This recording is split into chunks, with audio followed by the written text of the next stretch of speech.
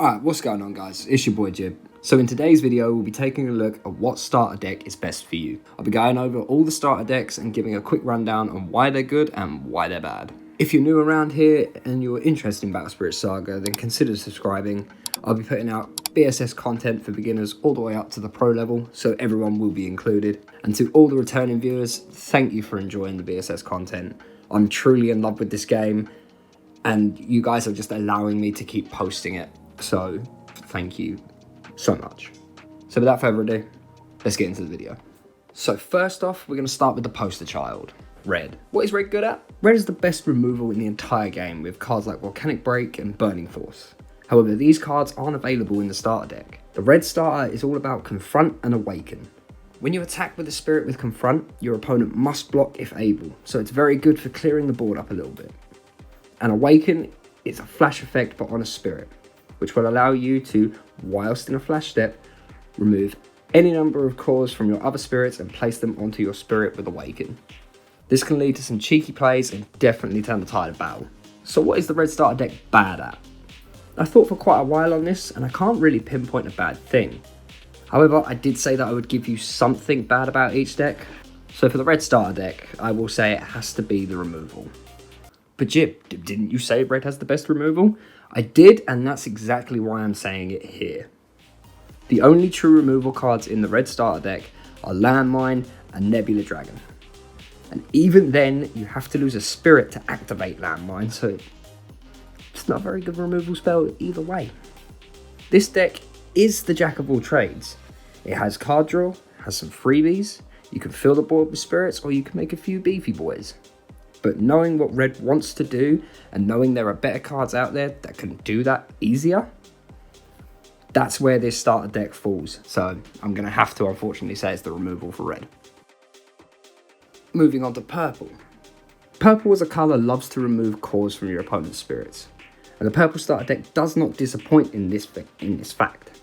Yes, it still suffers the same fate as the Red starter deck, where there are cards that can do it better, but unlike the Red deck, there are a nice few options sprinkled in.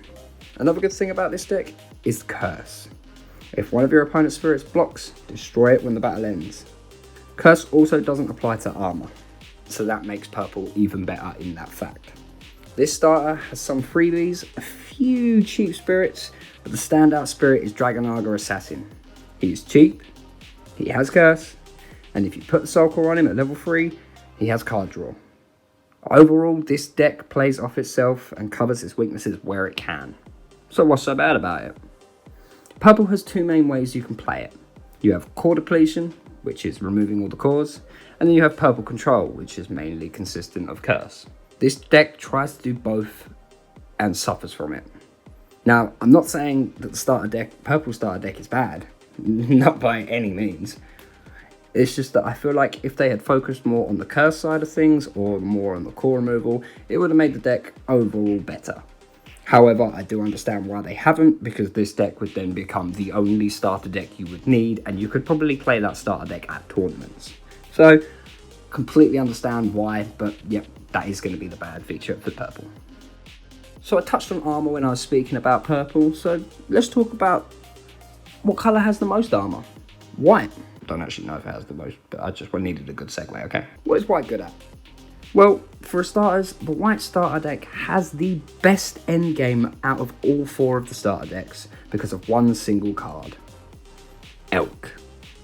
During the turn that this spirit blocks, this spirit cannot be destroyed by your opponent's destruction effects or as a result of battle, and it cannot have its cores removed by your opponent's effects. And at level 2 and at level 3, at the end of your opponent's turn, if you did not lose a life this turn, place 1 core from your opponent's life into their trash. That is nutty to be in a starter deck, to say the least. This deck is all about defense is the best offense. You've got beefy spirits that love to block and they do things when they do block. You have magic that beefs them up even more, and cards that just send things back to the hand.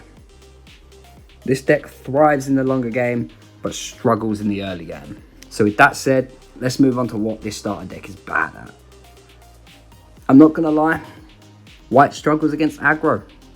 Yes, you have 1, maybe 2 beefy boys, but If I swarm the board with a load of cheap spirits, I will go around them. If you can survive long enough to get an elk down, you're still not fully in the clear anyway, because elk can be dealt with during the main step, and as there's no synergies to keep elk alive, it can just be taken out. In my opinion, this is the deck's main drawback, and with the added next to 0 card draw, a lot of games come down to how long you can survive and if you can get your elk out in time. So speaking of 0 card draw, let's go to the complete other end of the spectrum and talk about yellow.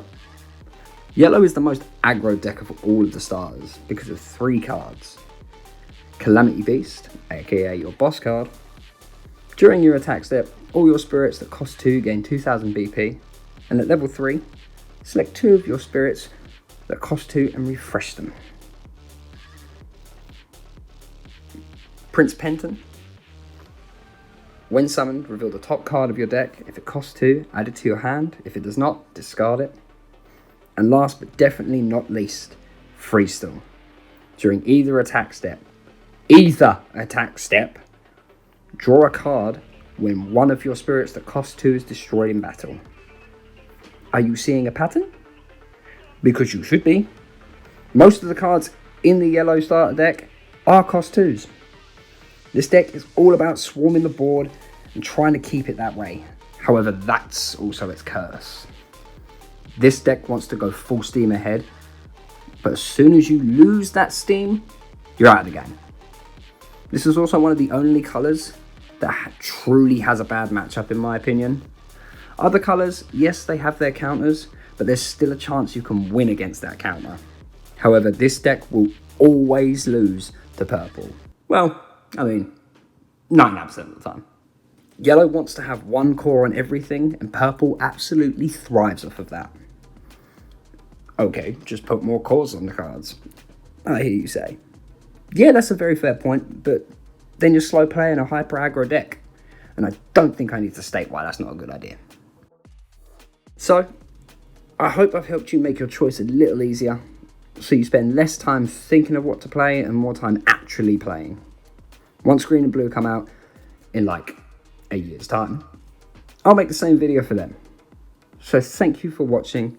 Leave a like, comment down below if I have helped you choose a deck. I'm very curious what deck I have helped you choose as well, so definitely leave that down. And don't forget to subscribe for future BSS content. So, I will catch you guys in a bitty.